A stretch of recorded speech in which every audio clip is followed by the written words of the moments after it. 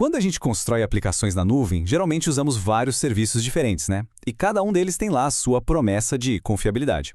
Mas alguém já parou para pensar no que acontece quando a gente junta todas essas promessas? Como a confiabilidade de uma única peça afeta o sistema inteiro? É exatamente esse mistério que a gente vai desvendar agora. Essa é a pergunta de $1 milhão. No papel, um serviço pode parecer quase a prova de falhas. Só que no mundo real, as aplicações são tipo um quebra-cabeça com um monte de peças que precisam se encaixar perfeitamente. Então, como é que se calcula a resiliência de verdade de um sistema assim, todo interligado? A resposta, olha, pode surpreender. Para conseguir responder essa pergunta, a gente precisa primeiro entender direitinho qual é a promessa que cada provedor de nuvem faz. E essa promessa tem um nome oficial. Esse nome é SLA, ou Acordo de Nível de Serviço. É basicamente a garantia que o provedor de nuvem nos dá. É a palavra deles de que o serviço que a gente contratou vai funcionar do jeito que se espera. E o ponto mais importante é este: não é uma promessa vaga, do tipo vai funcionar bem. Não, é um número, uma porcentagem bem específica que define o tempo que o serviço deve ficar no ar, e é em cima desse número que a gente vai basear todo o nosso cálculo. E essas porcentagens, elas têm até uma linguagem própria no mercado. Um jeito rápido de falar o quão robusto um serviço é de verdade. No jargão da área, a gente fala em noves. Por exemplo, 99,9% são 3 noves. Já 99,99% são 4 noves. Os serviços que a gente vai usar no nosso exemplo, com 99,95% e 99,99%, estão nesse nível altíssimo de confiabilidade. Olhando para cada um deles sozinhos, são excelentes. A lógica aqui é bem direta e simples. Quanto mais noves, maior a garantia de que o serviço vai estar lá, de pé e funcionando quando a gente mais precisar. Certo, agora que a teoria está clara, vamos colocar esses conceitos para jogo. Vamos ver um cenário que, olha, qualquer pessoa de tecnologia vai reconhecer na hora. É só pensar em qualquer aplicação que se usa hoje em dia. Com certeza ela tem uma interface, um banco de dados, talvez um serviço de login. São várias pecinhas diferentes que precisam trabalhar juntas em harmonia.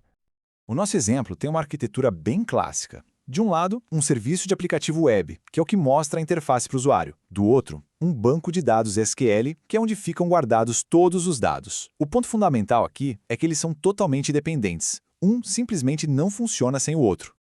Bom, o nosso aplicativo web tem um SLA de 99,95%. Isso é o que a gente poderia chamar de 3 noves e meio, um número excelente, sem dúvida. E o banco de dados SQL é ainda mais robusto, 99,99%, os famosos 4 noves. Se a gente olhar para eles separados, temos 2 serviços que são extremamente confiáveis. E aqui está o detalhe mais importante de todos. Pensa bem. Se o aplicativo web estiver no ar, mas o banco de dados cair, a aplicação inteira para. E o contrário também. Se o banco de dados estiver funcionando perfeitamente, mas o aplicativo web sair do ar, a aplicação também para. A dependência entre eles é total. E é exatamente essa dependência total que nos leva para o centro do nosso problema, para o verdadeiro desafio matemático da história. Então vem a grande pergunta. Com esses números na mesa, qual é a confiabilidade real da nossa aplicação como um todo? Será que a gente faz uma média dos dois? Ou pega um maior valor ou talvez um menor? Como é que se juntam esses números, afinal? A nossa intuição pode nos pregar uma peça aqui. Não dá para simplesmente tirar uma média ou escolher o melhor número e pronto. A matemática por trás da confiabilidade de sistemas compostos, ela funciona de um jeito um pouco diferente. Essa analogia da corrente é simplesmente perfeita. Cada serviço é um elo. Mas a verdade ainda é mais, digamos, brutal. A confiabilidade total não é igual ao do elo mais fraco. Ela é, na verdade, menor, porque a cada novo elo que a gente adiciona, a gente está introduzindo um novo ponto de falha, aumentando a chance da corrente inteira quebrar. Certo.